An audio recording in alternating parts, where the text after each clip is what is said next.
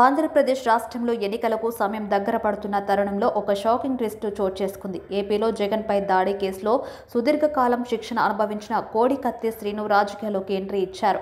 జగన్పై హత్య కేసులో నిందితుడైన జనపల్లి శ్రీనివాస్ అలియాస్ కోడికత్తి శ్రీను జై భీమ్ భారత్ పార్టీలో చేరారు. విజయవాడలోని పార్టీ కార్యాలయంలో అధ్యక్షుడు జడ శ్రవణ్ కుమార్ జై భీమ్ భారత్ పార్టీలోకి ఆయనను ఆహ్వానించారు. రానున్న అసెంబ్లీ ఎన్నికలలో అమలాపురం నియోజకవర్గం నుంచి కోడికత్తి శ్రీను పోటీ చేసే అవకాశం ఉందని పార్టీ శ్రేణులు వెల్లడించాయి.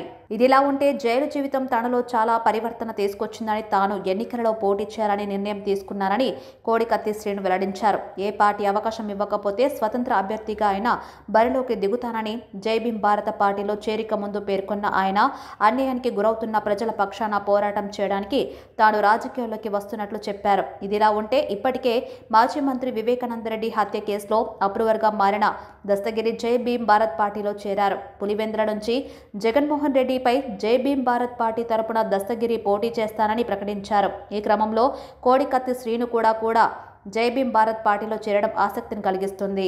కాగా జగన్ ప్రభుత్వంలో దగాపడ్డ యువకుడు జనపల్లి శ్రీనివాసరావుకు జై భీమ్ భారత్ అండగా ఉంటుందని, జనపల్లి శ్రీనివాసరావు దళిత రాజ్యాంగ రక్షణ కోసం తపన పడుతున్నారని, అందుకే తమ పార్టీలో అవకాశం కల్పించామని చెప్పారు.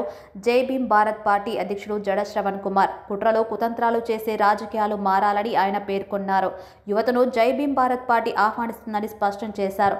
ప్రస్తుత కాలంలో రాజకీయాలు డబ్బుతో ముడిపడి ఉన్నాయని, కానీ జై భీమ్ భారత పార్టీ సామాన్యులకు రాజకీయ అవకాశం కల్పిస్తుందని జై భీమ్ భారత్ పార్టీ అధ్యక్షుడు శ్రవణ్ కుమార్ వెల్లడించారు. అధికార మదంతో తమ వద్ద డబ్బుందన్న అహంకారంతో వైసీపీ నేతలు విర్రవీగుతున్నారని ఆయన మండిపడ్డారు. తనకు జరిగిన అన్యాయాన్ని ఎదిరించాలని భావించిన శ్రీను ఈ నేపథ్యంలో కోడికత్తి శ్రీను రాజకీయాల్లోకి అడుగుపెట్టారు. వైఎస్ఆర్సీపీ అధినేత వైఎస్ జగన్పై హత్యాయత్నం కేసులో నిందితుడైన జడిపల్లి శ్రీనివాసరావు జై భీమ్ భారత్ పార్టీలో చేరారు. అమలాపురం నియోజకవర్గం నుంచి కోడికత్తి శ్రీను పోటీ చేసే అవకాశం ఉన్నట్లు పార్టీ వర్గాలు తెలిపాయి. ఇప్పటికే మాజీ మంత్రి వివేకారెడ్డి హత్య కేసులో అప్రూవర్గా మారిన దస్తగిరి పార్టీలో చేరారు. పులివెందుల నుంచి జగన్మోహన్ రెడ్డిపై జై భీమ్ రావు భారత్ పార్టీ తరపున సీఎం జగన్పై దస్తగిరి పోటీ చేరున్నారు. తాజాగా కోడికత్తి శ్రీను జై భీమ్ రావు భారత్ పార్టీలో చేరారు. కోడికత్తి శ్రీను కూడా భీమ్ భారత్ పార్టీ తరపున ఎమ్మెల్యేగా పోటీ చేయనున్నట్లు తెలుస్తోంది. తాను పేదవాడి కోసం రాజకీయాలకు రావాలనుకుంటున్నానని జనపల్లి శ్రీనివాసరావు తెలిపారు. ఏ ఒక్క కులం మతం కోసమో కాదని అన్నారు.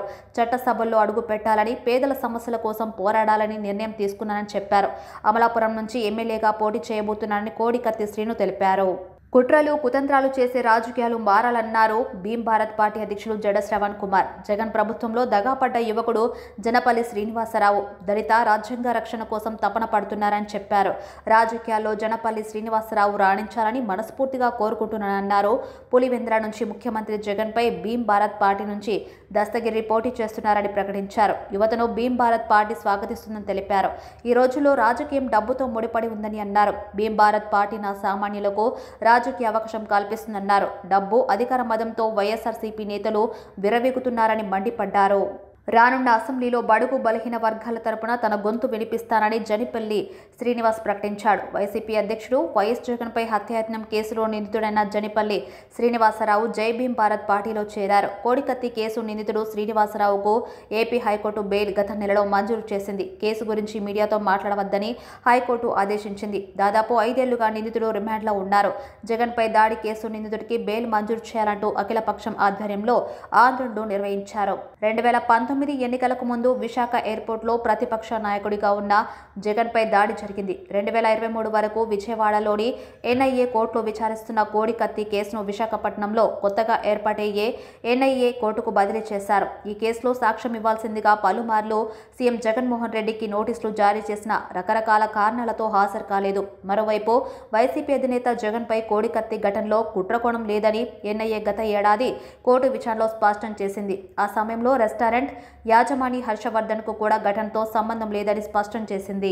కోర్టులో విచారణ ప్రారంభమైనందున ఇంకా దర్యాప్తు అవసరం లేదని ఎన్ఐఏ కోరింది. అయితే జగన్ పునర్విచారణ జరపాలని కోర్టులో పిటిషన్ వేశారు. ఇదే సమయంలో ఈ కేసులోని ప్రధాన నిందితుడు జడిపల్లి శ్రీనివాసరావు చెప్పిన విషయాలను ఎన్ఐఏ రికార్డు చేసింది. ఎన్ఐఏ కోర్టు విషయంలో ఛార్జ్ షీట్ కౌంటర్తో పాటు ఈ స్టేట్మెంట్ను ఎన్ఐఏ జత చేసింది. ఇందులో శ్రీనివాసరావు కీలక విషయాలను పేర్కొన్నాడు. తాను మొదటి నుంచి వైఎస్ఆర్ అభిమానిని అని, జగన్ అధికారంలోకి రావాలని కోరుకున్నాను భావిస్తున్నానని పేర్కొన్నాడు. ప్రజల్లో సానుభూతి కోసం జగన్పై అటాక్ చేశారని, దీంతో మీడియా ద్వారా జగన్పై సానుభూతి పెరుగుతుందని భావించినట్లు విచారణలో నిందితుడు పేర్కొన్నాడు. ప్రమాదం జరగకుండా కోడికత్తిని 2 సార్లు స్టెరిలైజ్ చేయించారని, జగన్కు టీ ఇచ్చేందుకు వెళ్లి ఈసారి ఎన్నికల్లో 160 సీట్లతో గెలుస్తారని కూడా ఆయనకు చెప్పినట్టు పేర్కొన్నాడు. తన మాటలకు ఆయన చిరునవ్వు చిందించారని, ఎయిర్పోర్ట్లో అటాక్ జరిగిన వెంటనే వైసీపీ వారు నాపై దాడి చేస్తే పోలీసులు కాపాడి ఓ గదిలో బంధించినట్టు ఛార్జిషీట్లో పేర్కొన్నాడు. మరి రానున్న అసెంబ్లీ ఎన్నికల నేపథ్యంలో కోడికత్తి శ్రీను రాజకీయాల్లోకి రావడం ఎలాంటి పరిణామాలకు దారితీస్తుందో వేచి చూడాల్సి ఉంది. అయితే శ్రీను రాజకీయంగా ఈ నిర్ణయం తీసుకోవడం జగన్కు నష్టంగా భావిస్తున్నారు రాజకీయ విశ్లేషకులు.